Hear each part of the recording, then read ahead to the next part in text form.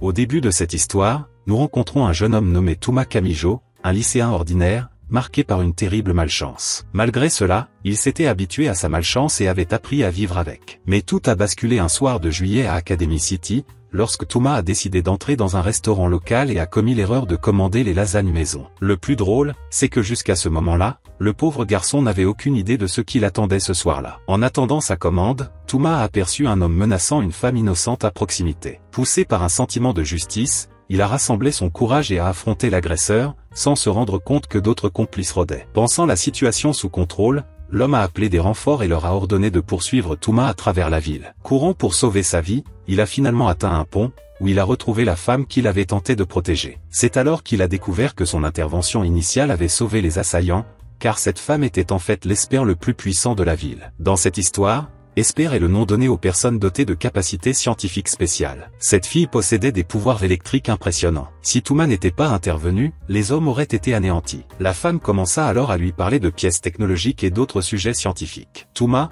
Esper de niveau 0, implora sa clémence lorsqu'il réalisa qu'elle préparait son attaque la plus puissante. Elle porta le coup, mais fut surprise de constater que Touma parvint à le neutraliser d'un seul coup de poing. Furieuse, elle intensifia ses attaques, et cette fois, la force fut telle que les lignes électriques furent endommagées, provoquant une panne de courant dans la moitié de la ville. Le lendemain matin, Touma se réveilla dans son appartement surchauffé, épuisé et en sueur. Avec la panne de courant, la nourriture du réfrigérateur avait périmé, laissant une mauvaise odeur dans l'air. Il soupira, retira les draps du lit et alla sur le balcon pour les étendre. Là, il trouva une fille vêtue d'étranges vêtements, qui ressemblaient à ceux d'une religieuse. Avant qu'il puisse dire quoi que ce soit, la fille se réveilla et demanda à manger. Touma, encore endormi, la prit à l'intérieur et lui offrit un peu de nourriture avariée. À sa grande surprise, la fille mangea tout avec plaisir et le remercia même. Submergée par la culpabilité, Touma finit par manger aussi. La jeune fille se présenta sous le nom d'Index et expliqua qu'elle était une index de textes interdits, ayant mémorisé les 103 000 grimoires conservés dans la bibliothèque de l'église anglaise. Lorsque Touma demanda où se trouvaient ces grimoires,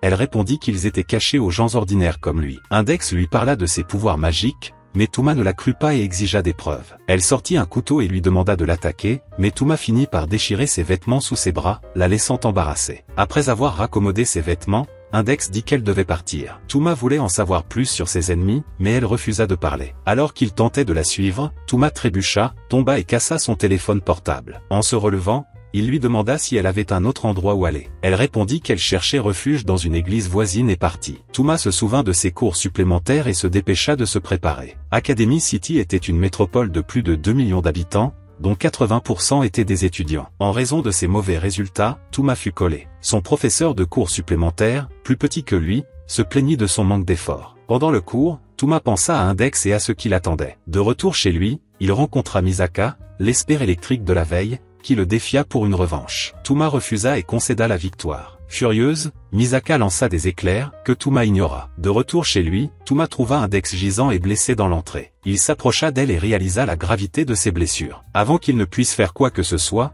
un mage apparut et se moqua des deux. L'homme raconta que sa camarade de classe, Kanzaki, avait attaqué Index. Touma tenta de la réveiller, sans succès, et, pris de rage, attaqua le mage à l'aveuglette. Le mage, qui se présenta comme Steel, demanda à Touma de s'écarter pour qu'il puisse prendre le corps d'Index. Steel expliqua qu'Index avait un cerveau photogénique et des capacités dangereuses. Il avertit Touma du risque qu'elle représentait et lui dit qu'il la prendrait quoi qu'il arrive. Furieux, Touma tenta de le frapper, mais Steel l'esquiva et invoqua une créature magique appelée Innocentius. La créature attaqua, mais Touma utilisa sa capacité unique pour la neutraliser et se prépara à contre-attaquer. Steel tenta de lancer une autre boule de feu, mais Touma la neutralisa à nouveau. Steel lança un nouveau sort pour invoquer une version plus puissante d'Innocentius. Touma peinait à dissiper le monstre amélioré. Au même moment, Index se réveilla, presque robotique, et commença à révéler d'importants secrets à Touma. Steel l'interrompit et lança une autre boule de feu. Touma courut dans les couloirs et aperçut d'étranges talismans sur les murs. Innocentius le poursuivit jusqu'à une impasse. Touma le dépassa et tomba au rez-de-chaussée. Le monstre lança un rayon de flamme, que Touma réussit à éviter. Il tenta d'appeler la police,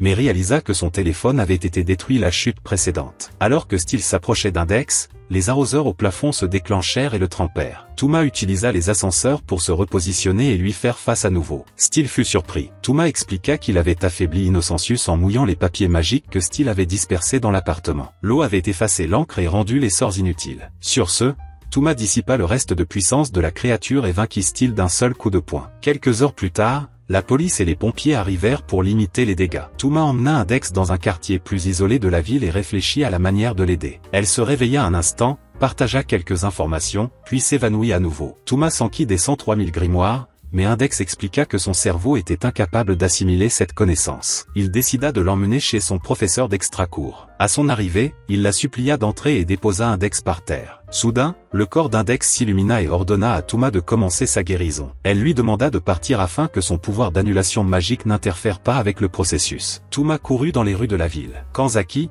le camarade de classe de Steel, l'observait de loin. Soudain, le subconscient d'Index demanda à la professeure de l'aider à accomplir le rituel. Elle dessina un cercle magique avec son propre sang et demanda sa main et sa voix. L'enseignante hésita, suggérant d'attendre une aide médicale, mais Index insista sur le fait que les traitements conventionnels étaient inefficaces. Elle demanda que des objets spécifiques soient placés au centre du cercle, notamment des Oreos et une carte SD. L'enseignante fit de même. Le rituel commença, Index menant le chant, suivi de l'enseignante. La libération d'énergie secoua la pièce, laissant l'enseignante stupéfaite, mais la connexion réussit. À l'étape suivante, Index demanda à l'enseignante de visualiser un ange doré. L'enseignante essaya, mais échoua, faisant trembler et s'enfoncer le sol. Dans une dernière tentative, elle réussit. Index reprit le contrôle et, lorsqu'elle essaya à nouveau, certains objets commencèrent à fondre. L'ange apparut et resta immobile plus longtemps. Le rituel prit fin et Index retourna à son état de sommeil. Le lendemain, Touma rendit visite aux deux hommes et vit Index portant le pyjama de l'enseignante. Déconcerté,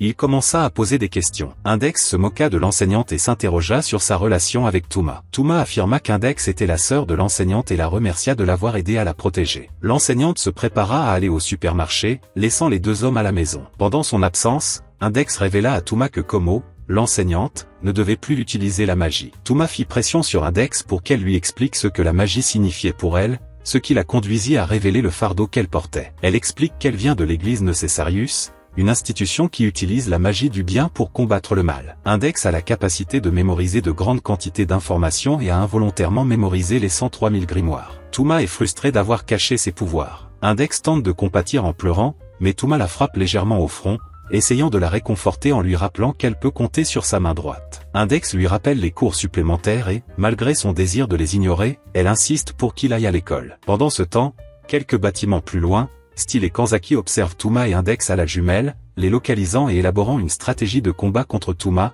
qui protège désormais Index. Kanzaki soupçonne Touma d'utiliser une sorte de magie pour annuler les attaques magiques. Steel regrette d'avoir blessé Index, car elle semble heureuse avec Touma et le professeur Como. Malgré cela, ils savent qu'ils ont un devoir à accomplir. Plus tard dans la soirée, Touma et Index sortent prendre l'air. Index parle avec enthousiasme de ce que Como lui a appris pendant que Touma était à l'école. Elle confie qu'elle ne se souvient pas très bien de ses premiers instants au Japon et qu'elle ne comprend pas certaines choses. Remarquant l'irritation de Touma, Index lui demande ce qu'il ressent vraiment, et il finit par se confier. En réponse, Index s'énerve et lui mord la main avant de rentrer chez lui. Touma continue de marcher seul dans les rues jusqu'à ce que, soudain, les lumières s'éteignent et que tout le monde disparaisse. Il reste vigilant jusqu'à l'apparition de Kanzaki. Il est confus lorsqu'il réalise que tout le monde a disparu en une minute. Kanzaki explique qu'il a utilisé une rune pour évacuer la zone. Elle révèle son vrai nom et attaque Touma avec de puissantes ondes sonores. Touma parvient à esquiver les attaques. Kanzaki connaissait déjà le pouvoir du bras droit de Touma, le briseur, et s'y était préparé. Touma tente de contre-attaquer courageusement,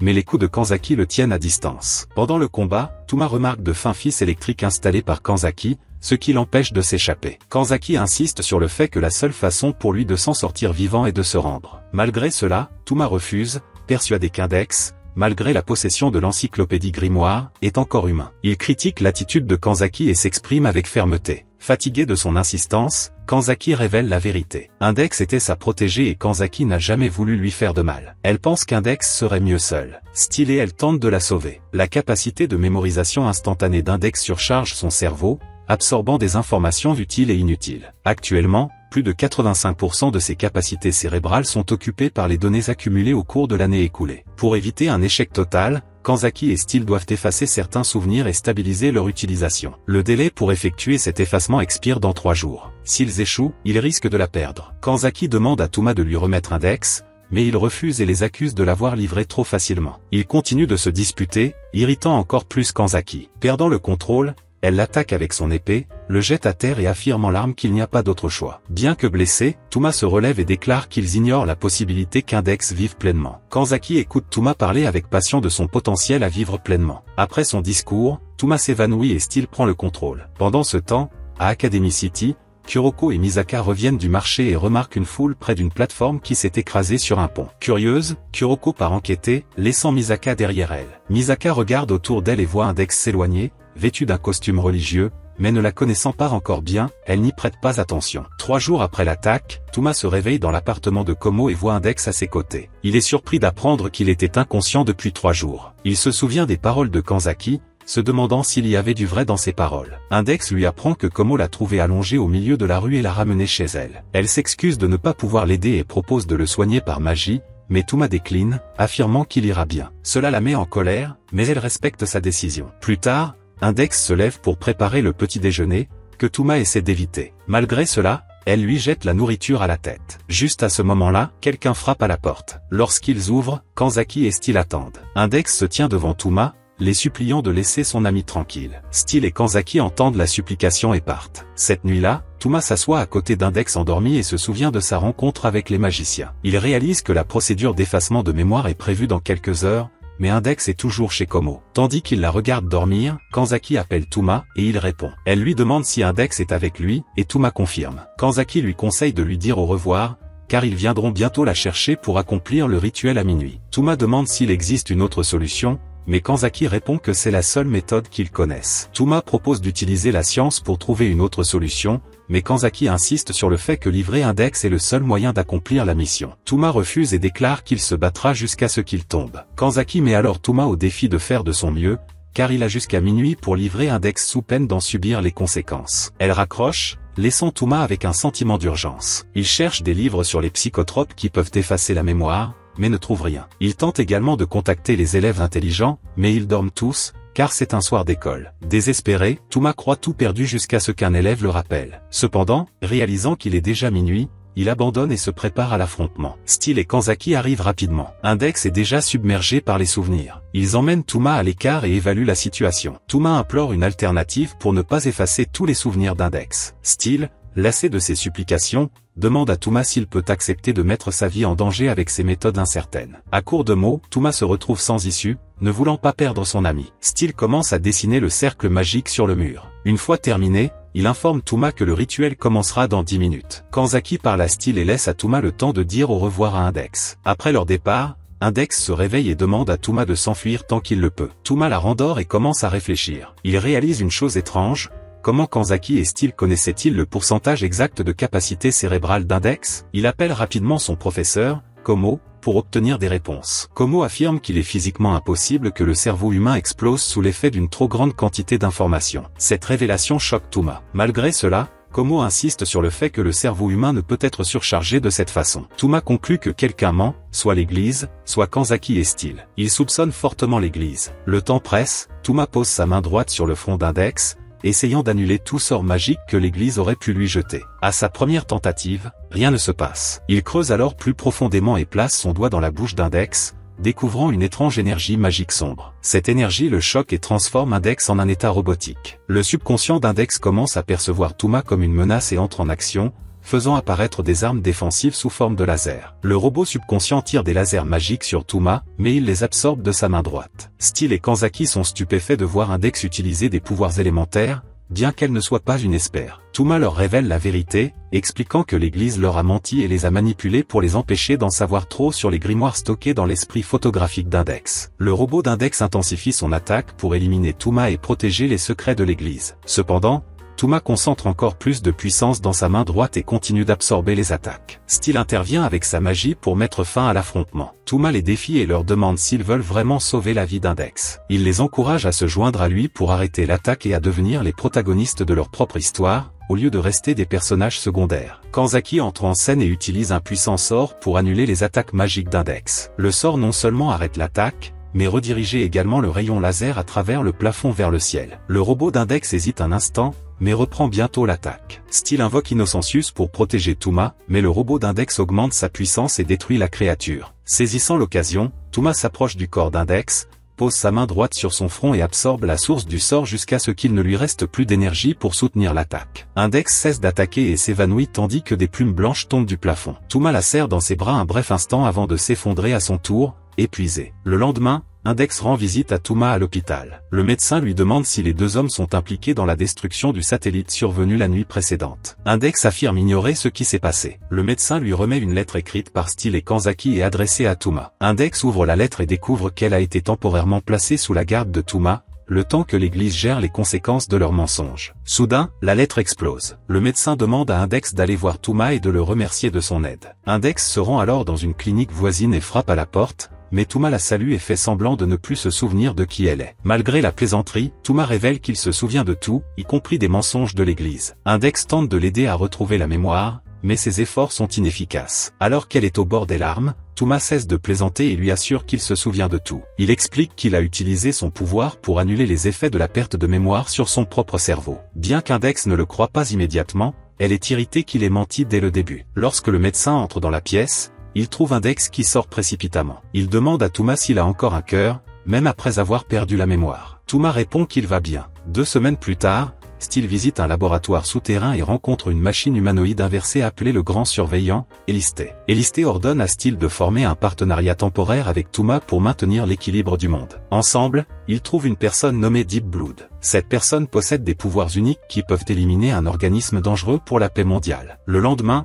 Index accompagne Touma à la librairie pour acheter des ouvrages de référence. En sortant, Touma se plaint du prix du livre. Index demande ce qu'ils peuvent faire avec les 3000 yens restants à la banque. Pendant que Touma réfléchit à ce qu'il va faire de l'argent, Index est distrait par une assiette de glace. Lorsqu'il s'approche, elle plaisante sur son envie de glace. Frustré, Index parle si vite que Touma se perd dans ses pensées, se demandant ce qui se serait passé si l'incident d'il y a 2 semaines n'avait pas causé sa perte de mémoire. Index le rappelle à la réalité et le supplie de lui acheter une glace. À ce moment-là, 2 amis de Touma débarquent, comme d'habitude, pour le taquiner. Il lui demande qui est cette étrange fille qui l'accompagne. En voyant ses amis, Touma est gêné et tente de les repousser. Index s'en rend compte et utilise sa dernière carte pour le convaincre d'acheter la glace. Touma finit par céder. La scène suivante montre Touma utilisant son argent pour acheter un dîner complet à Index et ses 2 amis. Alors qu'il s'approche de la table avec son plateau, Touma aperçoit une femme brune endormie à côté d'Index. Il tente de la réveiller, mais elle résiste. Après quelques efforts, la femme se réveille et demande de l'aide pour retrouver une pièce de 100 yens qu'elle a perdue à force de demandes. Touma refuse de lui donner son propre argent. La femme, qu'ils appellent la fille du sanctuaire,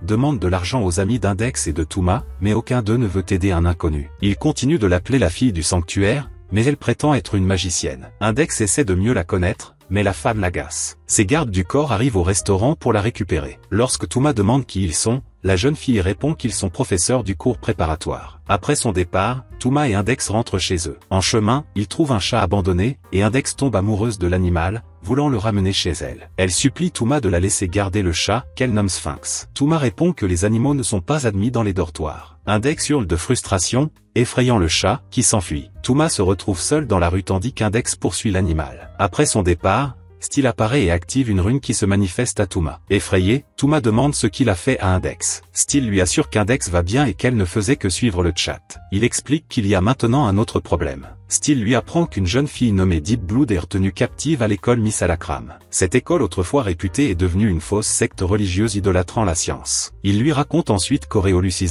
un véritable alchimiste zurichois, cache la jeune fille là depuis 3 ans. Touma lui demande pourquoi cette fille est si importante. Steele lui explique qu'elle est la seule capable d'éliminer les vampires. Touma envisage de décliner l'invitation à participer à l'enquête, mais Steele lui rétorque qu'il ne devrait pas refuser. Steele met fin à la conversation, défait la rune et s'en va. Index et Touma retournent au dortoir en même temps. À la porte, Touma remarque quelque chose qui bouge dans les vêtements d'Index. Il exige qu'elle lui montre ce qu'elle cache. Index résiste fermement. Après avoir insisté, Touma découvre qu'elle a ramené le chat en secret. Index le supplie de le garder, tandis que Touma tente de s'en débarrasser. Finalement, Touma accepte, à condition que le chat reste à l'intérieur de la maison en permanence. Index remercie Touma pour sa générosité. En quittant le dortoir, il voit Steele disperser des talismans un peu partout. Interrogé, Steele explique qu'il place Innocentius autour de la structure pour protéger Index pendant leur absence. Une fois terminé, Steele emmène Touma au lycée et lui montre une photo de la fille qu'ils sont censés protéger. En regardant la photo, Touma réalise qu'il s'agit d'Imegami, la fille qu'il a vue au restaurant plus tôt dans la journée. Le duo entre dans l'école et découvre 2 corps gisant au sol. Une fois à l'intérieur, il réalise que les élèves sont sous l'influence d'un puissant sortilège. Steele les informe que le sort est alimenté par un noyau caché quelque part dans le bâtiment et que sa destruction est le seul moyen de libérer les élèves. Ils décident alors de monter, et Touma leur demande pourquoi ils n'ont pas utilisé l'ascenseur. Steele explique que les appareils électroniques pourraient être interdits en territoire ennemi. Pour vérifier cette hypothèse, Touma sort son téléphone portable de sa poche et appelle Index, lui parlant brièvement avant de raccrocher. Après l'appel, Steele manifeste une certaine jalousie en réalisant que Touma et Index sont plus proches qu'avant. Arrivé à la cafétéria, il trouve des élèves apparemment engagés dans une conversation informelle et plaisantant. Cependant, dès que les élèves remarquent la présence de Steele et Touma, tout s'arrête brusquement. Les élèves les fixent du regard et se mettent à chanter des incantations, exprimant clairement leur hostilité. Steele, conscient du danger imminent, s'enfuit, laissant Touma perplexe. Bientôt, Touma remarque que de petites sphères magiques se forment sur la tête des élèves et se dirigent vers lui. Pour se sauver, Steele pousse Touma sur le chemin des sphères, le sacrifiant comme distraction pendant sa fuite. Touma dégringole un escalier et se retrouve nez à nez avec une élève qui récite des incantations. Les sphères attaquent l'élève jusqu'à ce qu'elle perde connaissance. Cependant, elle continue d'avancer vers Touma, jusqu'à ce qu'elle soit dispersée par Inigami, l'élève même qu'elle recherchait. Pendant ce temps, Izar a attiré Steele dans une autre partie de l'école, prévoyant de le coincer. Il envoie des élèves l'attaquer, mais Steele riposte et parvient à les vaincre. Juste à ce moment, Izar apparaît, prêt à affronter Steele. Pendant ce temps, Index prend une douche chez Touma, repensant au récent appel téléphonique. Elle trouve étrange que Touma ait réagi si calmement, compte tenu de ses réactions habituelles. Après sa douche, elle s'habille et part à sa recherche. Au même moment, Inigami sort une matraque de police dissimulée dans ses vêtements avec l'intention de pratiquer le bouche-à-bouche sur l'élève inconsciente. Touma intervient et demande à Inigami de quitter le bâtiment, puisqu'elle est libre de partir. Inigami explique qu'elle a une mission à accomplir au sein de l'école. Comme son sang attire les vampires, elle a passé beaucoup de temps à les exterminer,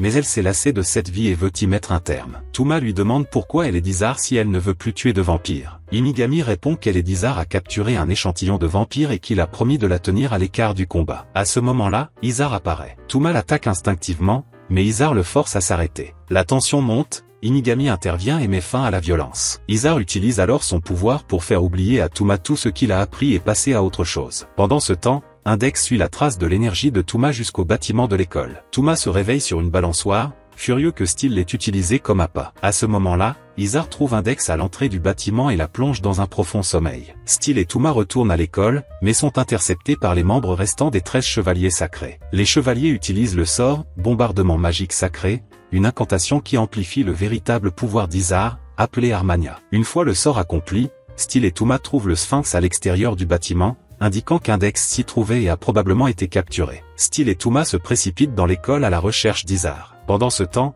Izar a déjà emmené Index dans une pièce à l'étage. Il trouve Izar en train de préparer un rituel, avec Inigami à ses côtés. Steele comprend qu'Izar a l'intention de répéter le rituel d'effacement de mémoire sur Index. Apparemment, Izar ignore que Touma a déjà prouvé que la théorie de la mémoire limitée d'Index est fausse. Steele explique à Touma qu'Izar avait été la partenaire d'Index 3 ans auparavant, mais que ses souvenirs ont été effacés. Izar croit que les vampires ont une capacité cérébrale illimitée, ce qui leur permet de se souvenir de tout pendant de longues périodes et d'utiliser leur cerveau sans restriction. Izar compte maintenant attirer un vampire avec le sang d'Inigami. Il veut la capturer et transformer Index en vampire afin qu'elle n'ait plus jamais à subir le rituel d'effacement. Steele l'informe que ce plan est désormais inutile. Outre le risque, Touma a déjà clairement fait savoir qu'Index, étant humain, ne mourrait pas pour en savoir trop. Izar refuse de croire à la théorie de Touma, le considérant comme un simple humain sans pouvoir. Steele l'avertit d'écouter Touma, sous peine d'en subir seul les conséquences. Steele révèle également le pouvoir caché de Touma, le briseur imaginaire, qui réside dans son bras droit et annule toute magie. Bientôt, Izar, désespéré, s'assied. À ce moment,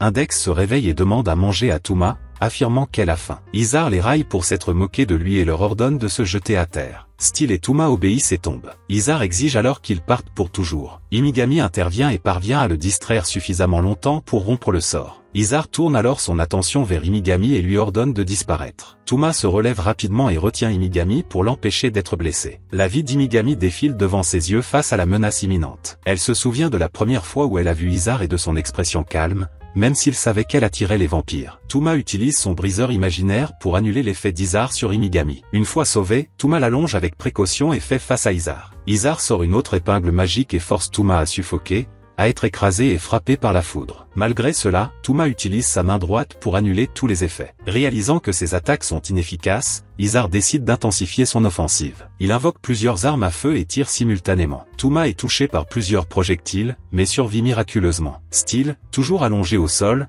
commence à remettre en question la prétendue toute-puissance d'Izar, semant le doute dans son esprit. Izar, furieux, déchire Steel et retourne faire face à Touma. Pendant ce temps, Touma réfléchit aux paroles de Steel et commence à se demander pourquoi Izar a besoin d'autant d'instruments alors qu'il pourrait simplement traduire ses ordres en réalité par des mots. Cela l'amène à conclure que les ordres d'Izar sont des illusions qui n'affectent leur victime que tant qu'il y croit. Il suffit de faire douter Izar de lui-même. Il attaque de toutes ses forces, frappant de plein fouet la main droite de Touma et l'arrachant. Malgré sa blessure grave, Touma se relève. Le bras droit mutilé, il marche silencieusement vers Izar. Chaque pas ferme résonne comme un coup. Sa seule présence suffit à faire trembler Izar. Sans un mot, Touma s'approche et l'achève une bonne fois pour toutes. Le lendemain, Touma est de nouveau hospitalisé pour une intervention chirurgicale à la main droite. Le médecin est choqué de le voir hospitalisé pour la deuxième fois en 10 jours. Plus tard, Steel rend visite à Touma et lui coupe une pomme. Il l'informe qu'Izar a perdu la mémoire et la capacité d'utiliser la magie à cause du combat. L'association décide de fermer l'école préparatoire et de libérer les élèves du sort. Alors qu'ils discutent des événements,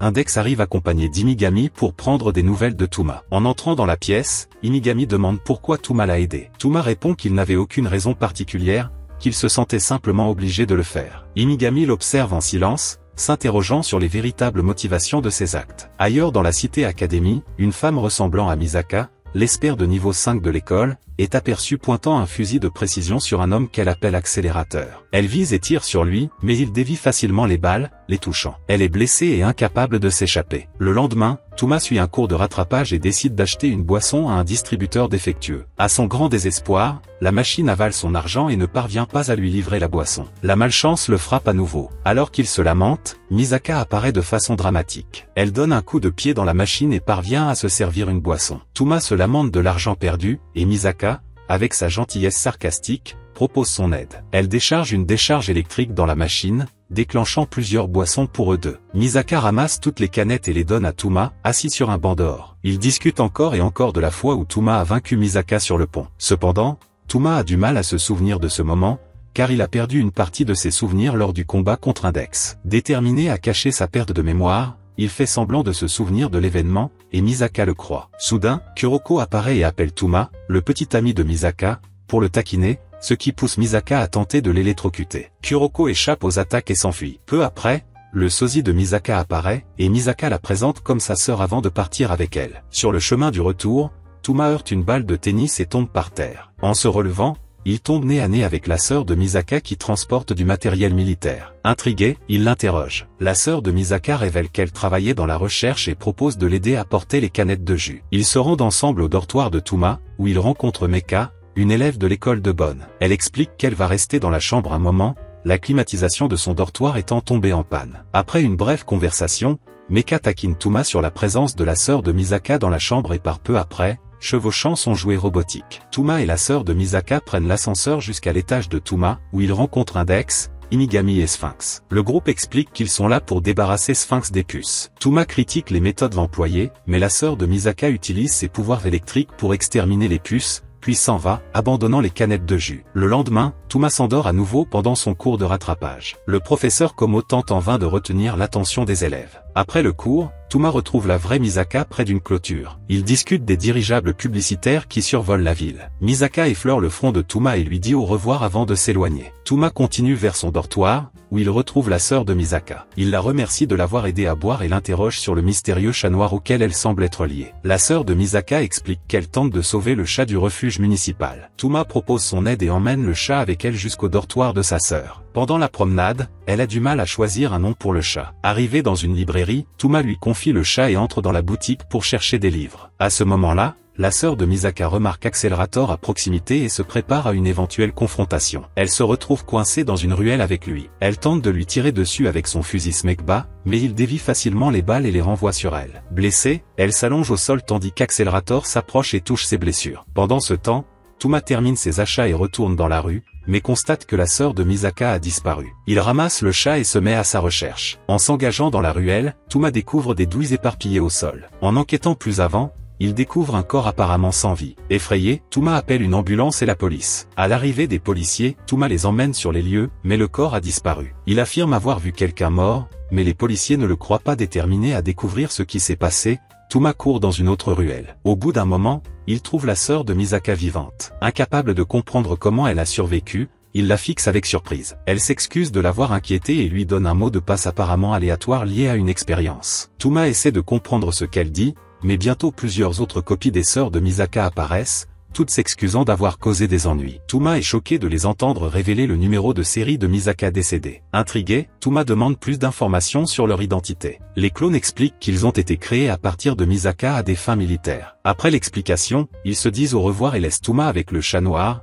complètement bouche bée. Ils se demandent si Misaka était au courant du programme de clonage militaire. En repensant à leur conversation précédente, il conclut que c'était probablement le cas. Dans le dortoir d'Imigami, elle et Komo s'assoient pour dîner. Au moment où ils s'apprêtent à manger, quelqu'un frappe à la porte. Imigami ouvre et trouve un Dex allongé par terre. Elle referme aussitôt la porte, refusant de la laisser entrer. Après de nombreuses demandes et voyant qu'Index utilise Sphinx pour éveiller l'empathie, Imigami la laisse entrer. Index les rejoint pour le dîner. Pendant ce temps, Touma se rend à l'immeuble de Misaka pour s'enquérir des clones. Il appelle la chambre et, lorsqu'ils répondent, il reconnaît immédiatement la voix robotique. Il pourrait s'agir de Kuroko ou de l'un des clones. La personne l'informe que Misaka n'est pas là pour le moment, mais lui suggère de l'attendre dans la chambre. Touma entre et trouve sa colocataire endormie. À moitié endormie, elle l'invite à s'asseoir sur le lit de Misaka en attendant. Touma refuse, trouvant la situation déplacée. Son colocataire insiste et, curieux, lui demande qui il est. Avant qu'il puisse répondre, la voix du surveillant du dortoir retentit dans les haut-parleurs, annonçant une vérification des présences. Kuroko cache rapidement Touma sous le lit pour éviter toute confusion. La superviseure entre, donne ses instructions et demande à Kuroko de retrouver Misaka à la cafétéria. Dès qu'elle part, Kuroko quitte la pièce à son tour,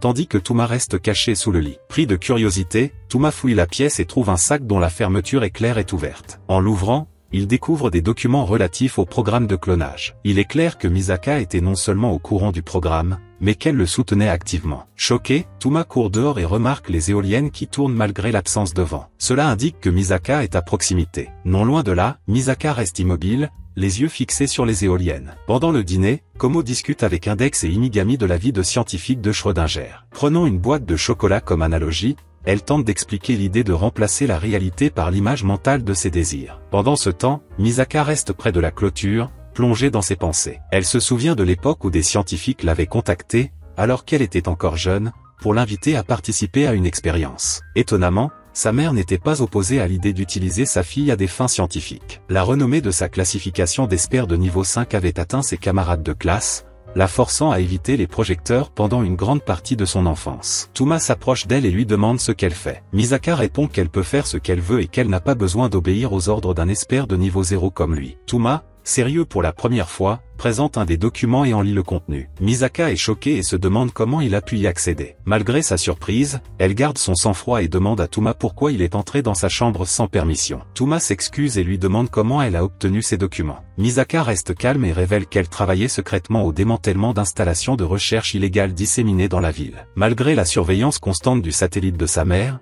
elle a réussi à échapper à la détection et à éliminer ses centres de recherche. Elle explique que ces installations cherchaient un moyen de faire atteindre à Accelerator le niveau 6 Esper, une première. Touma suggère qu'elle aurait pu demander de l'aide au lieu de recourir à la création de clones. Cependant, Misaka affirme que sa confrontation avec Accelerator ne peut se reproduire que 125 fois avant de devenir mortelle. Si elle meurt réellement, Accelerator perdrait toute motivation pour atteindre le niveau 6 et ses 10 000 autres clones seraient épargnés. Misaka se sent motivée à rechercher Accelerator et se lève pour commencer ses recherches. Touma se dresse sur son chemin, déterminée à la protéger. Misaka, furieuse, tente de le repousser avec force. Elle libère ses pouvoirs électriques et se prépare à l'attaquer. Cependant, Touma tient bon, ne montrant aucune peur face à sa puissance. Cela surprend Misaka, qui l'avertit de la prendre au sérieux. Touma insiste sur le fait qu'il ne la combattra pas et l'encourage à faire de son mieux. Misaka tire son premier éclair, le manquant volontairement. Elle en lance ensuite un autre, frappant Touma et le faisant s'évanouir au sol. À l'insu de Misaka, Touma a déjà absorbé le choc et se relève rapidement pour lui faire face. Misaka observe, confuse,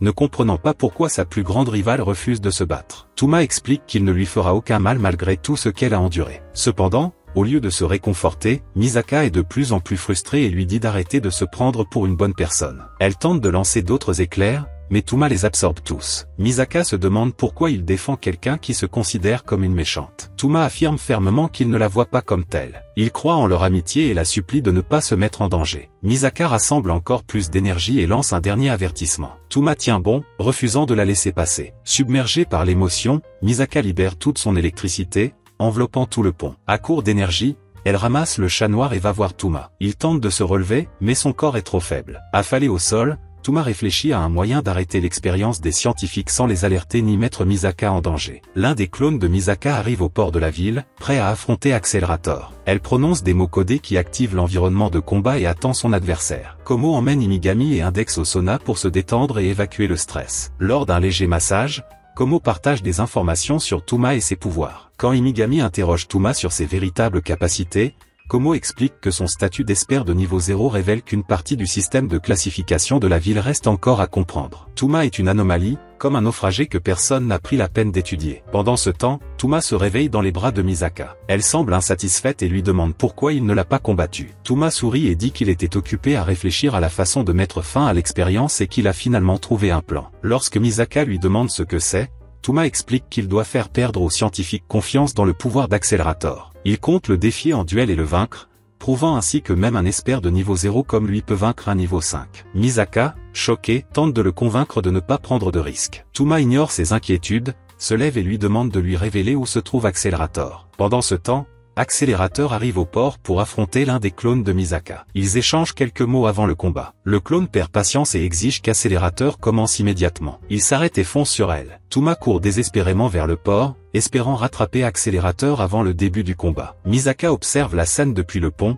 surprise par l'audace de Touma. Elle regarde le chat noir dans ses bras et décide de le suivre. Touma atteint le port et saute par-dessus la clôture. Il remarque des éclairs dans l'air et en déduit que le combat a déjà commencé. Accelerator prend l'avantage dès le début du combat. Le clone de Misaka, quant à lui, reste immobile, attendant que le vent se lève pour générer de l'électricité statique. Ne voyant pas cela se produire, elle change de stratégie, elle tente de convertir l'oxygène environnant en ozone, espérant étouffer son adversaire. Mais Accelerator remarque la manœuvre. Il avance sans hésiter et la frappe violemment. Capable de manipuler les vecteurs comme l'élan, la force et d'autres principes de la physique, Accelerator semble invincible. Son seul point faible, la main droite de Touma. Alors qu'Accelerator s'apprête à vaincre le clone, Touma arrive. Sans hésiter, il exige qu'on la laisse tranquille. Accelerator sourit et propose à Touma de partir. Mais Touma tient bon et s'avance. Le clone observe, perplexe, se demandant pourquoi quelqu'un risquerait autant pour quelqu'un comme elle. Touma ne répond pas, il fixe simplement son ennemi d'un regard déterminé. Il prononce quelques mots, puis assène un coup de poing droit sur Accelerator. En réponse,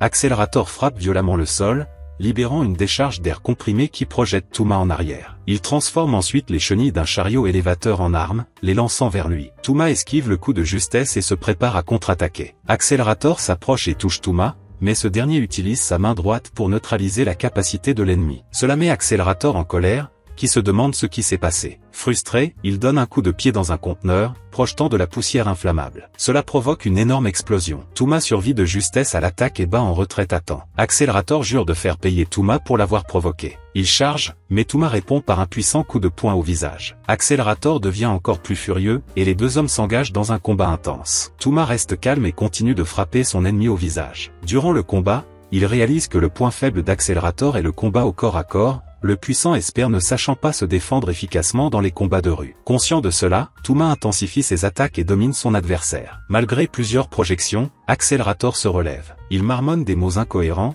comme s'il était au bord de l'effondrement, puis forme une sphère de plasma au-dessus de sa tête. Le rayon grossit rapidement, vibrant d'une énergie instable. Il vise Touma. Il parvient à l'esquiver, anticipant déjà le coup suivant. Alors qu'Accelerator s'apprête à tirer à nouveau, Misaka apparaît et lui crie d'arrêter. Touma, surprise, lui demande de ne pas intervenir. Mais Misaka murmure des excuses, et prépare sa pièce pour lancer le tir emblématique de Fleming. Touma leur crie d'arrêter, mais la boule de plasma continue de s'étendre. Misaka comprend le fonctionnement du rayon et élabore un plan. Elle décide d'utiliser ses clones pour manipuler la vitesse du vent autour des turbines de la ville. En dirigeant l'énergie électrique vers les turbines et en accélérant leur rotation, ils parviennent à contrôler le vent et à empêcher Accelerator de le comprimer. Le plan fonctionne et perturbe la pression atmosphérique, déstabilisant le plasma. Cela force Accelerator à stopper la formation de la boule d'énergie. Furieux de cette interférence, il devient encore plus déterminé à vaincre Misaka et Touma. Touma se reprend et défie Accelerator de poursuivre le combat. Il charge Touma de toutes ses forces, mais Touma esquive et lui assène un coup dévastateur. Accelerator perd la vue et s'effondre, vaincu par l'impact. Touma s'évanouit également peu après, épuisé. Il se réveille et réalise qu'il touche la poitrine d'un des clones de Misaka. Gêné, il pense l'avoir fait par accident, mais le clone avoue qu'elle a posé sa main à cet endroit. Touma désespère en réalisant que l'anesthésie l'a privé de toute sensation. Misaka l'informe que le plan a fonctionné et que les recherches sur Accelerator ont été suspendues. Cependant, elle et ses clones peuvent toujours être envoyés dans un centre de recherche sur la segmentation cellulaire et la création de nouvelles espèces. Touma lui demande s'il la reverra, et elle accepte avant de repartir. Le lendemain matin, le médecin prend des nouvelles de Touma, confirme qu'il va bien et s'en va. Plus tard, Misaka lui rend visite pour le remercier et lui offre une boîte de chocolat de luxe. Touma apprécie le geste et évoque sa rencontre avec le clone ce matin-là. Misaka le taquine avant de lui dire au revoir. Touma lui rappelle qu'elle devrait être fière d'avoir donné la vie à tant de personnes grâce à son ADN. Misaka est responsable de la mort de la plupart de ses sœurs, mais Touma la console en lui disant qu'elle la remercierait probablement de les avoir mises au monde. Quelques heures plus tard, Index rend visite à Touma et, dans un geste d'inquiétude et de jeu, lui monte dessus et lui mord la tête. Pendant ce temps, Misaka et ses clones reprennent leurs activités et commencent à vivre paisiblement. Quelques semaines après l'intense combat contre Accelerator, Touma est contrainte de partir en vacances à la campagne avec Index. Leur professeur, Komo, les renvoie afin de calmer le jeu après leurs récents affrontements. Touma tente de refuser, mais Komo insiste, affirmant qu'il n'a pas le choix. Pour couronner le tout, Index, qui n'a pas la nationalité, parvient à le convaincre de l'emmener. Touma falsifie une pièce d'identité pour Index, lui permettant ainsi de quitter la Cité Académie. Touma se retrouve coincé dans une station balnéaire avec Index, qui le met souvent dans des situations délicates. Pendant leur temps libre, Index lui offre une méduse venimeuse qui le pique. Il soigne ses blessures dans sa chambre et un employé de l'hôtel l'informe que des visiteurs arriveront le lendemain. Touma passe la journée à penser à ses parents et à ses cousins, qu'il n'a pas vus depuis longtemps, incertain de leur évolution. Ce soir-là, au sauna, Index demande à Touma de lui parler de ses parents. Touma suggère d'attendre de les revoir le lendemain, ce qui provoque une crise chez Index. Après le bain, ils retournent dans leur chambre et regardent une émission de télévision avant de s'endormir. Le lendemain matin, Touma est réveillé par un appel téléphonique. L'employé l'informe que ses parents sont déjà arrivés. Touma voit Index encore endormi et part à la recherche de son père. Lorsqu'il le voit, son père accourt et l'accueille avec enthousiasme. Touma, surpris, propose de porter la valise, mais son père lui demande d'attendre sa mère et sa cousine, qui arriveront bientôt. Peu après, sa cousine, désormais plus grande et développée, arrive et lui saute dans les bras. Touma tente de la repousser, et c'est à ce moment-là que sa mère apparaît. Touma ne la reconnaît pas, elle ne semble avoir que 15 ans. Pensant qu'il s'agit d'une autre cousine, il lui adresse une remarque irrespectueuse. Il ne réalise son erreur que lorsque son père le réprimande pour avoir parlé ainsi à sa propre mère. Confronté à la réalité, sa mère ressemble à une adolescente. Touma est stupéfait et se met à rire de manière incontrôlable. Frustré, il retourne dans sa chambre en courant, ignorant les tentatives de son père pour le faire revenir. De retour à l'hôtel, Touma découvre que le préposé a été remplacé par quelqu'un qui ressemble à un clone de Misaka. Il semble que quelqu'un modifie les gens autour de lui. Pour couronner le tout, le deuxième préposé, qui était auparavant un homme âgé, ressemble maintenant à Steel, le magicien. Touma est encore plus effrayé lorsqu'il voit Index descendre les escaliers, mais elle ressemble maintenant à un adolescent. Dans la scène suivante, Touma se réveille sur la plage, après avoir été ligoté plusieurs fois par sa propre famille. Il croit encore être prisonnier d'un rêve et qu'il va bientôt se réveiller. Cependant, son père arrive et prétend que c'est réel. Peu après, sa mère apparaît, vêtue d'un maillot de bain provocateur, couvrant à peine son corps. Finalement, Index, toujours ressemblant à un garçon, apparaît et se lance à la poursuite de Touma. Touma retourne à l'hôtel et trouve les employés en train de regarder un reportage sur la Maison Blanche et les États-Unis. Curieux, il observe et est surpris de voir Komo faire son reportage depuis là-bas, Misaka jouant le rôle de la présidente. Des situations étranges et embarrassantes continuent de se produire, laissant Touma de plus en plus perplexe. N'en pouvant plus, il décide de sortir prendre l'air. En montant un escalier menant à un lieu de repos, Touma trouve une fille enchaînée et vêtue de vêtements étranges. La fille le prend pour le lanceur du sort et l'attaque. Heureusement, Kanzaki et son camarade de classe Tsushimikado, en réalité membre de l'église, interviennent et l'empêchent de lui faire du mal. Touma est surpris de les voir tous deux à l'hôtel et demande rapidement des explications. Kanzaki révèle qu'il est piégé dans un monde semblable à une illusion, quelque chose de proche du Genjutsu, comme dans les histoires de Naruto. Elle explique que la personne responsable de ce sort est toujours cachée, attendant le moment propice pour accomplir la magie et transformer complètement la réalité qui l'entoure. La fille enchaînée, nommée Misha, s'excuse et révèle être une puriste de l'église russe. Après les présentations, Kanzaki et les autres expliquent l'existence de l'arbre de Sephiroth, qui classe les anges au paradis. Ils soupçonnent un puissant mage, peut-être un ange déchu, d'être à l'origine de la distorsion du monde dans lequel il se trouve. Ils soupçonnent d'abord Touma, mais lorsqu'ils réalisent qu'il ne comprend rien à la situation, ils envisagent un autre suspect. Soudain, Misha invoque un monstre aquatique pour attaquer Touma. Il se défend avec son pouvoir d'annulation imaginaire, confirmant les soupçons de Misha d'être bien un expert de niveau 0. Touma se tourne vers Tsushimikado et l'interroge sur ses vastes connaissances de l'église et de la magie. Tsushimikado révèle qu'il a toujours été membre de l'église, bien que Touma l'ignore. Cette nuit-là, Touma repense à leur rencontre et se souvient que Tsushimikado lui a révélé son identité d'agent de l'église chargé de l'espionner. Kanzaki suggère également que le lanceur du sort pourrait être un proche de Touma. Lorsqu'on lui demande si ses parents ont la même apparence qu'avant, Touma reste sans voix. Tsushimikado le rejoint sur le balcon et lui explique que son numéro d'idole n'est qu'une couverture pour l'enquête. Touma se demande pourquoi Tsushimikado pratique la magie en tant qu'expert. Son ami lui révèle que Kanzaki est en réalité une princesse destinée à diriger le clan de ses disciples. Il lui apprend également que la conscience de style réside en Kanzaki, ce qui la fait parfois lui ressembler. Tandis qu'ils discutent, Kanzaki fait irruption dans la pièce, lassée des attouchements déplacés. Elle demande à Touma de l'accompagner au bain pour se laver. Une fois arrivé, Touma révèle qu'il connaît déjà la véritable identité de Kanzaki. Imperturbable, elle lui demande de surveiller la section homme pendant qu'elle se baigne, car elle ne se sent pas à l'aise dans la section femme. Touma prend le relais. Peu après que Kanzaki ait fini de se laver, le père de Touma entre et entraîne son fils à l'intérieur, lui disant qu'ils devraient tous deux se laver comme des hommes. Touma tente de le prévenir du risque, mais son père entre quand même. À l'intérieur, il trouve Kanzaki nu et partent précipitamment. Père et fils s'arrêtent dans le jardin pour se reposer après leur évasion. Le père de Touma demande des informations sur Kanzaki, et Touma lui explique avant de se demander si la personne à qui il parle est vraiment son père ou un imposteur. Remarquant le changement de ton, son père demande pourquoi, et Touma répond que tout va bien. Ils discutent un moment, puis aperçoivent Misha seul dans le jardin. Le père de Touma le laisse seul avec Misha et retourne à la campagne. Touma tente de parler à la jeune russe, mais elle reste silencieuse. Il lui offre un chewing-gum, qu'elle accepte. Il l'interroge ensuite sur le sortilège de la chute de l'ange, cherchant à comprendre pourquoi elle le soupçonne. Misha partage ses observations et insiste sur l'urgence de retrouver le lanceur avant la fin du sort, car cela pourrait mettre le monde en danger. De retour au complexe, Touma entend ses parents sur le point d'avoir des relations sexuelles dans la chambre du dessus. Inquiet, il se précipite pour les arrêter. Le lendemain, Index, sous sa forme de renard, traverse le couloir, inquiet de l'absence de Touma la veille. La mère de Touma sort de la chambre, prête à partir. Lorsqu'on lui demande où elle va, elle répond qu'elle retourne chez eux pour verrouiller la porte. Misha propose de l'accompagner, et tous deux quittent le complexe. Touma et son père se disputent à nouveau avant que la scène ne s'éteigne. Le père révèle que Misha a refusé de toucher la main droite de Touma dans le jardin. Touma retrouve ses compagnons dans le jardin pour discuter du sortilège de la chute de l'ange. Il partage les informations qu'il a apprises de Misha la veille et lui demande pourquoi elle n'a pas pu toucher sa main. Le groupe conclut que Misha doit être la lanceuse du sort et qu'elle n'a aucune intention de l'annuler. Ils doivent se rendre chez les parents de Touma de toute urgence. Touma prend une carte des mains de son père et prend un taxi pour se rendre à destination. ChatGPT dit,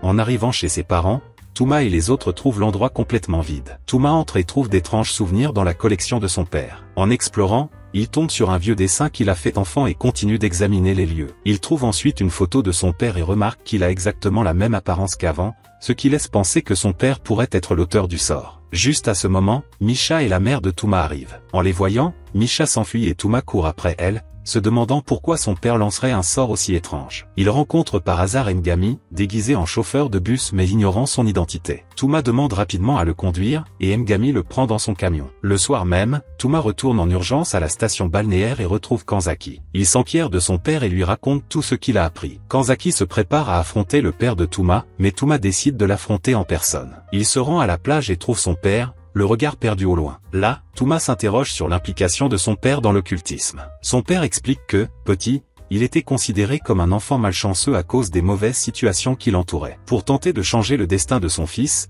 il s'est tourné vers l'occultisme, la science n'ayant donné aucun résultat. Touma exprime son mécontentement face à la décision de son père, affirmant qu'il a accepté sa malchance et que son père n'aurait pas dû intervenir. Son père semble surpris et admet que collectionner des souvenirs occultes ne porterait jamais chance à Touma. Touma demande alors s'il sait quelque chose au sujet du sort du faux ange, mais son père affirme l'ignorer. Touma demande où se trouve sa mère, et son père répond que Touma est la dernière personne à l'avoir vue. À ce moment-là, Misha arrive à la plage avec eux. Touma exige de connaître sa véritable identité, mais Misha dégaine son arme et se prépare à attaquer Touma et son père. Kanzaki arrive à temps et empêche Misha de prendre des vies sans la permission du créateur. Kanzaki explique que celui qui se trouve devant eux n'est pas le vrai Misha, mais un imposteur de l'église du Créateur. Misha transforme le jour en nuit, révèle ses ailes et lève sa masse comme un ange. Elle invoque un dôme magique appelé balayage. Touma s'apprête à utiliser sa main droite pour annuler la magie de l'ange déchu, mais Kanzaki l'avertit que ce pouvoir ne fonctionne pas contre les anges. Soudain, une musique intense retentit, signalant le début d'un combat acharné. Touma saisit la main de son père et s'enfuit,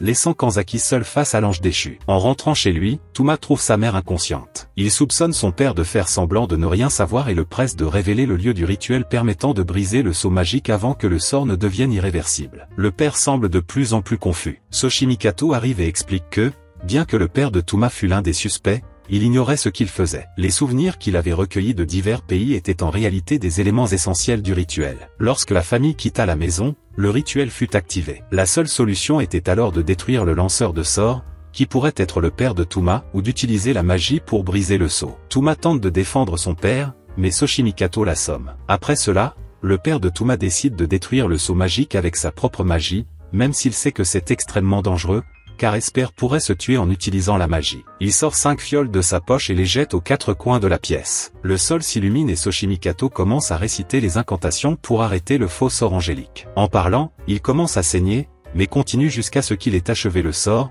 tirant un puissant rayon de plasma sur Misha, qui est détruite. Le jour revient soudainement et Kanzaki est sauvé. Touma reprend conscience et va voir son père, miraculeusement survivant. Cependant, l'état de Soshimikato est plus critique. Dans la scène suivante, Touma se réveille dans un lit d'hôpital et trouve Soshimikato vivant et en bonne santé. Soshimikato révèle qu'il a utilisé ses pouvoirs d'auto-réanimation pour revenir à la vie. Quelques instants plus tard, les parents de Touma apparaissent et l'informent que leur maison a été détruite par l'explosion. Ils devront vivre dans la vieille maison louée pour le moment. Touma regarde sa mère et reconnaît qu'il s'agit bien de sa mère, et non de la jeune fille de 15 ans d'avant. Index arrive peu après et se plaint des méfaits que Touma lui a infligés lorsqu'il était sous son autre forme. Pour se venger, elle lui saute dessus et le mord. Quelques nuits après sa sortie, Touma se réveille dans son dortoir avec un saignement de nez. Il tente de récupérer du papier dans le lit d'Index sans la réveiller. Cependant, Index, vive d'esprit, interprète mal la situation, pensant que Touma a de mauvaises intentions. Touma tente de s'expliquer, mais Index se mord la tête. Il regarde l'heure et réalise que les vacances d'été sont terminées. Le lendemain, Mika et les autres retournent à l'école. Mika aide Misaka pendant un temps, mais Misaka s'ennuie vite et décide de partir. En quittant l'école de Bonne, elle tombe sur son harceleur, Anabara. Anabara l'aborde et l'invite à sortir, mais Misaka, mal à l'aise, tente de décliner poliment. Anabara ne comprend pas ce refus et persiste à la suivre partout. Pour se débarrasser de lui, Misaka attrape Touma et lui demande de se faire passer pour son petit ami. Tout le monde les voit se tenir la main et interprète mal la situation. Misaka emmène Touma dans un restaurant voisin et lui explique la situation concernant son harceleur. Anabara est le fils du surintendant, ce qui rend difficile un rejet direct. Misaka demande à Touma de se faire passer pour son petit ami afin qu'Anabara cesse d'insister. Touma taquine Misaka et lui conseille d'essuyer la moutarde de son nez avant de lui répondre. Misaka, gênée, s'essuie le nez et tend le hot-dog à Touma. Touma lui demande alors comment rendre leur relation plus réelle. Misaka lui suggère quelques idées, et il écoute attentivement. Après cela, ils s'assoient pour faire leurs devoirs ensemble. Une fois terminé, elle se lève et va leur chercher à boire. Touma observe la scène et aperçoit Anabara jouer avec un garçon et son chien. Anabara remarque Touma et s'approche pour discuter. Au cours de la conversation, Touma découvre qu'Anabara est en réalité une bonne personne, simplement très obsédée par quelqu'un. Misaka les voit discuter et demande à parler à Touma en privé. Touma conseille à Misaka de laisser Anabara voir ce qui se passe. Misaka réfléchit, le remercie de son aide et se dirige vers un autre magasin, où il se mêle à la foule pour acheter à boire. Anabara reste aux côtés de Touma, expliquant la situation. Soudain, Touma remarque une silhouette qui court dans la foule, une personne identique à Unabara, essayant apparemment d'atteindre Misaka pour la prévenir d'un danger imminent. Déconcerté, Touma se tourne vers Unabara à côté de lui et lui demande s'il a un frère. Mais la réponse ne vient jamais. L'Unabara à ses côtés continue d'agir naturellement, gardant son sang-froid jusqu'à ce qu'il soit trop tard. D'un geste rapide et précis, il frappe Touma dans le dos, provoquant un combat soudain. Instinctivement, Touma s'enfuit dans les ruelles de la ville, essayant de gagner du temps. Tout en courant, il appelle Index pour obtenir des réponses. À l'autre bout du fil, elle identifie rapidement l'arme de l'ennemi, un couteau en obsidienne noire, enchâssé dans la magie. Cette révélation ne fait qu'accroître l'urgence de la situation. Touma continue de courir jusqu'à se retrouver coincé dans un chantier abandonné,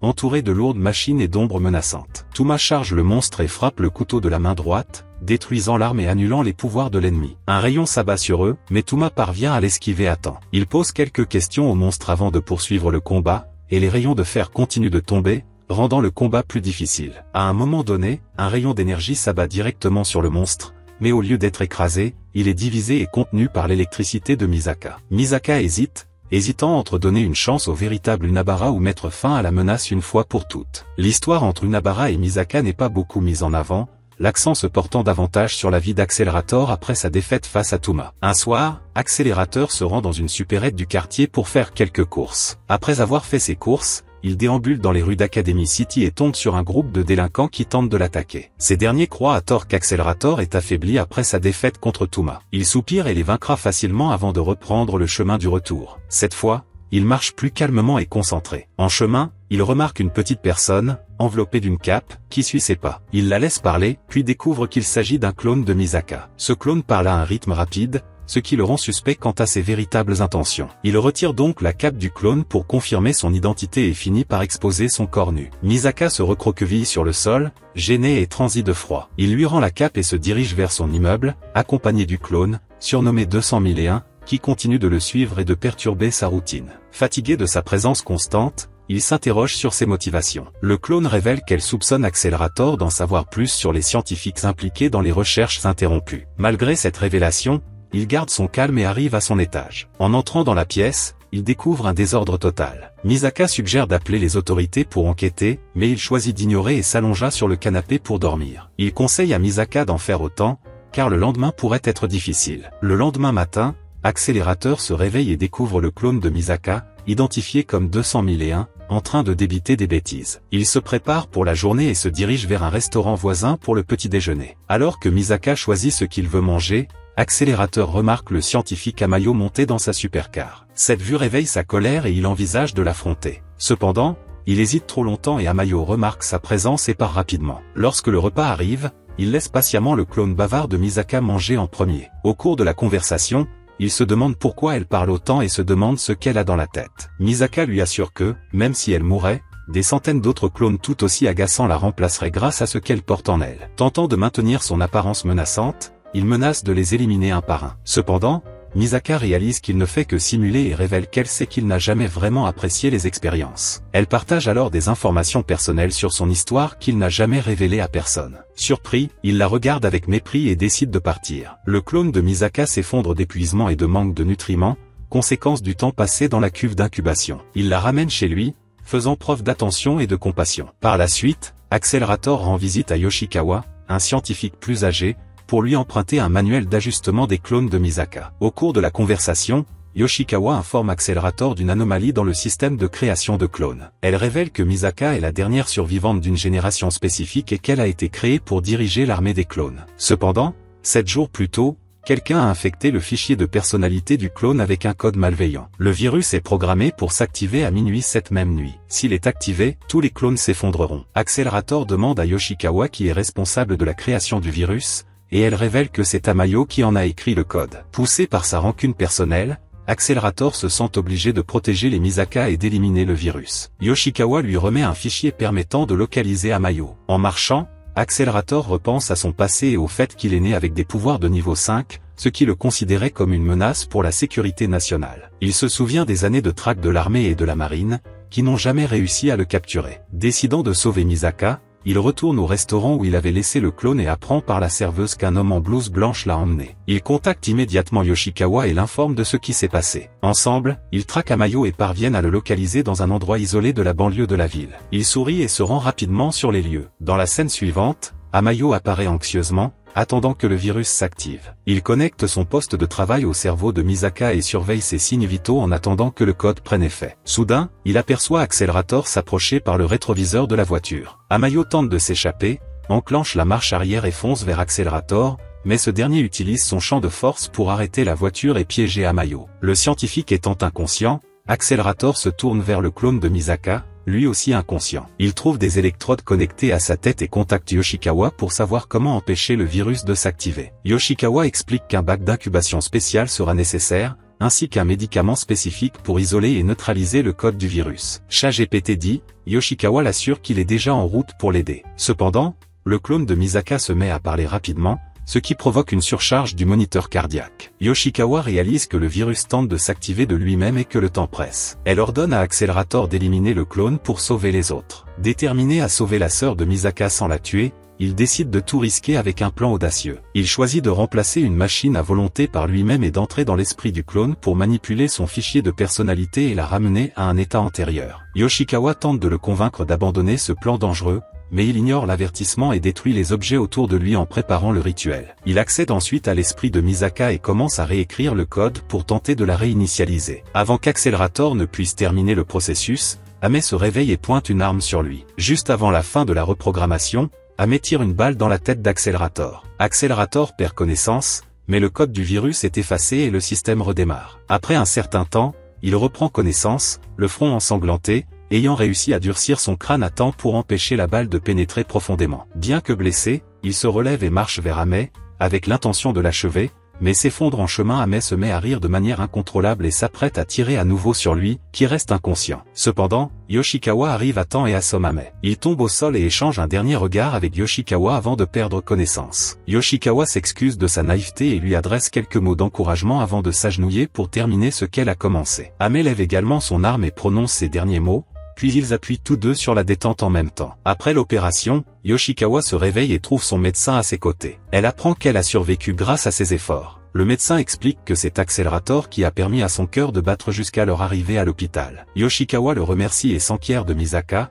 apprenant que la jeune fille est saine et sauve et qu'elle est chez Accelerator. Soulagé d'apprendre que ses supérieurs ont enfin mis fin au projet de recherche, Yoshikawa remercie une fois de plus le médecin et autorise enfin son corps à se reposer. Elle repense aux actes héroïques d'Accelerator et sourit en se remémorant son courage. Quelques jours se sont écoulés depuis le début du nouveau semestre de Touma. Au petit déjeuner, il discute avec Index, son colocataire, et lui promet de sortir avec elle plus tard. Sur le chemin de l'école, Touma croise la vraie Misaka, qui semble pressée. Il l'arrête et lui demande pourquoi elle est si pressée. Misaka taquine Touma, se souvenant de l'époque où il faisait semblant d'être en couple pour tromper la classe. Touma interrompt sa conversation et court à l'école. Sur le parking, il croise le professeur Komo, chargé d'une pile de papier. Elle lui explique qu'elle a été chargée de rédiger un document technique pour un institut de recherche et commente les niveaux de puissance et les actions involontaires. Pendant ce temps, Tsushimikato est transporté par magie pour rencontrer Eliesté dans une pièce spéciale. Eliesté l'informe de l'existence d'une intruse nommée Shelley, de l'église puriste anglaise, et charge Touma de s'en occuper. Touma trouve l'absence de Tsushimikato étrange et demande à un ami mal informé où elle se trouve. Peu après, Komo arrive en classe et présente Index comme le nouvel élève transféré. Cependant,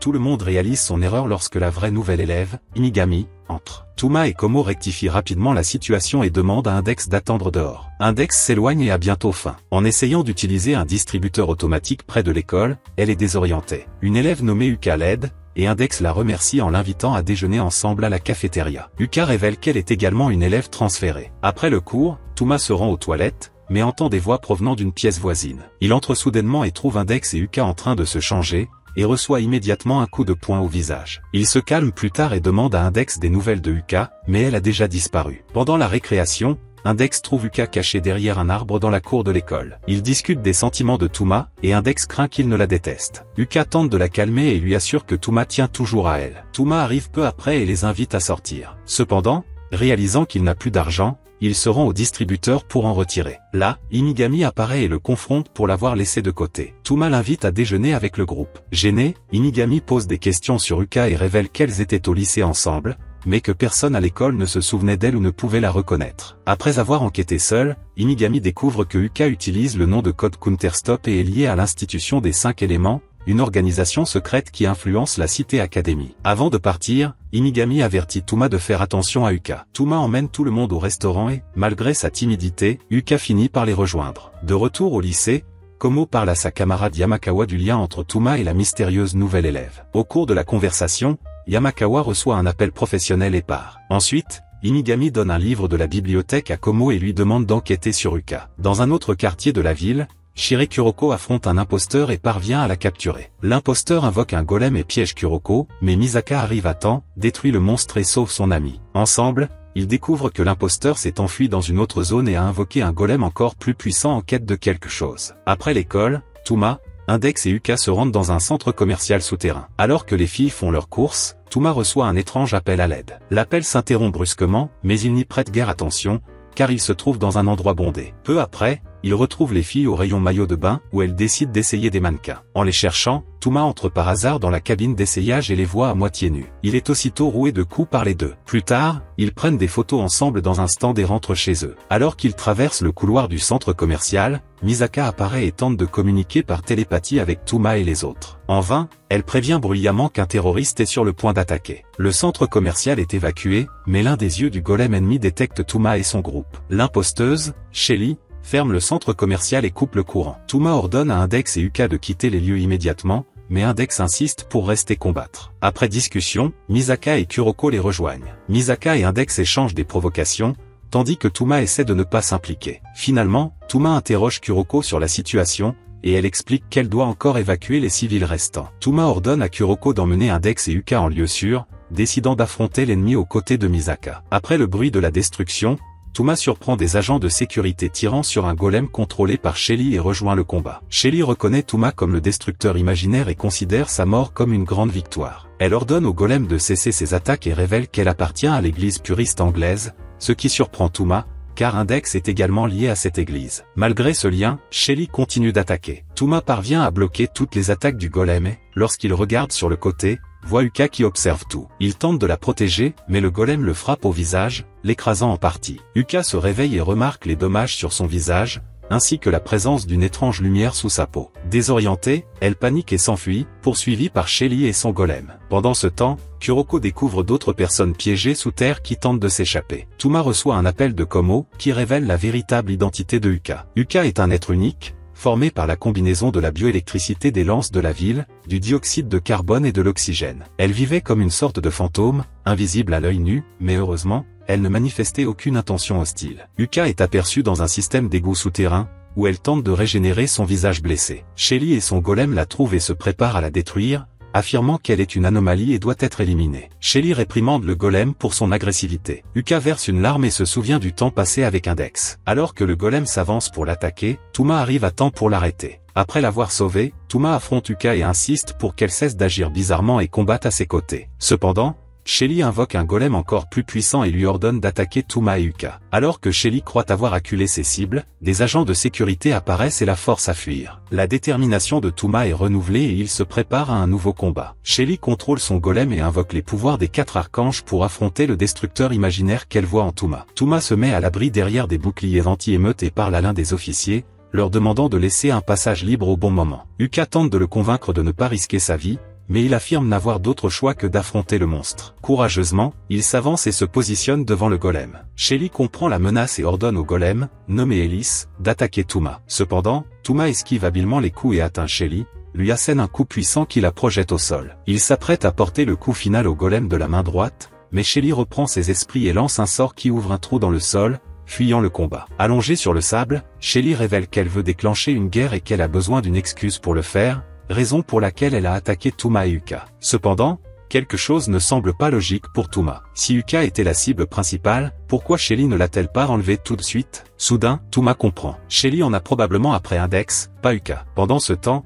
Index et Misaka attendent à une station de métro, attendant le retour de Touma et Yuka. Index s'inquiète pour Yuka et commente les sorts qu'elle a vu Shelly lancer. Misaka lui demande pourquoi elle ne s'inquiète pas pour Touma, et Index répond qu'elle sait qu'il revient toujours, quoi qu'il arrive. Sphinx, le chat d'Index, s'échappe de ses vêtements et s'enfuit. Misaka demande à Index de poursuivre le chat pendant qu'elle attend. Touma argumente avec les agents, exigeant qu'ils retirent les scellés qui bloquent le passage. Ils expliquent qu'ils n'ont pas l'autorité pour les lever. Touma envisage de sauter dans le trou pour affronter Shelly directement, mais Yuka l'en empêche. Elle se souvient des brefs moments passés avec Index et Touma, savourant chaque instant. Afin de protéger Touma, Yuka décide de se sacrifier et d'affronter Shelly seule. Elle court le long des voies du métro et part à la recherche de Shelly et du monstre. Yuka se souvient de sa précédente existence, celle d'une entité suspendue entre les dimensions, capable de percevoir tous les vecteurs qui l'entourent, y compris les humains, tout en étant invisible. Un jour, s'ennuyant, elle voit Index avoir des problèmes avec un distributeur automatique et, émue,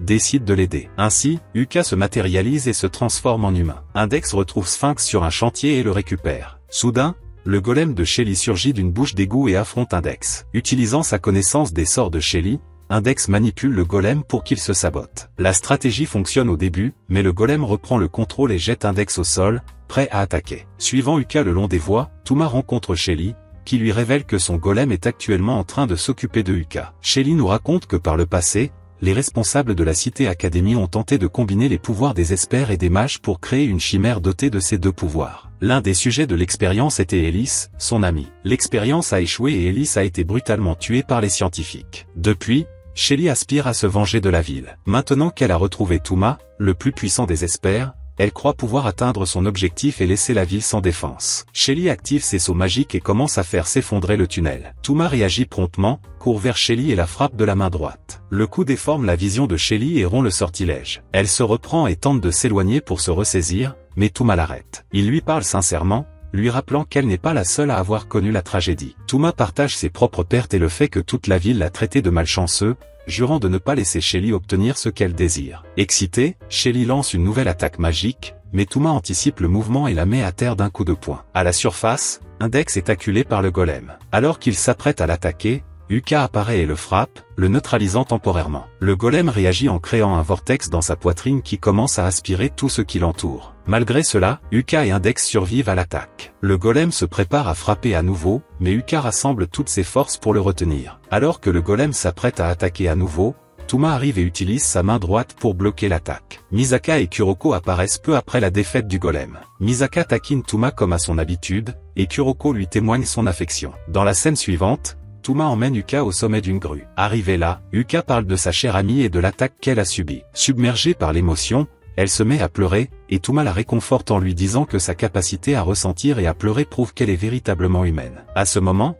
Index les rejoint au sommet de la grue et se précipite pour serrer Yuka dans ses bras. Pendant ce temps, Tsuchimikado rencontre Eliesté pour discuter d'une faille dans son plan précédent. Au cours de la conversation, Tsuchimikado réalise qu'Eliesté est un ange qui veut créer le paradis sur Terre. Il décide de retirer son soutien, mais prévient Eliesté du comportement imprévisible de Touma. Eliesté accepte l'avertissement et reste seul. Plus tard, Touma et les filles s'amusent avec un médecin à l'hôpital. Après cela, Index et Yuka passent du temps seuls. Index remarque que Yuka fait des bêtises et lui demande pourquoi. Yuka explique que c'est un effet secondaire d'un séjour trop long dans cette dimension. Elle dit qu'il est temps de retourner dans son monde, lui dit au revoir et disparaît dans sa réalité alternative. La vie reprend son cours normal une fois les conflits résolus. Tsuchimikado quitte l'école. Touma reprend son rôle d'élève ordinaire. Misaka continue d'être la cible de l'affection exagérée de Kuroko, et tout reprend son cours normal. L'histoire donne un aperçu du prochain personnage important, l'archevêque Laura Stewart, qui déjeune sous l'œil vigilant de son garde du corps. Index retourne chercher Touma à l'école et le gronde pour avoir oublié de mettre de la nourriture dans le réfrigérateur, lui mordant à nouveau la tête. Et voilà, nous terminons la première partie de cette histoire. Aimez si vous avez aimé et abonnez-vous à la chaîne pour en savoir plus.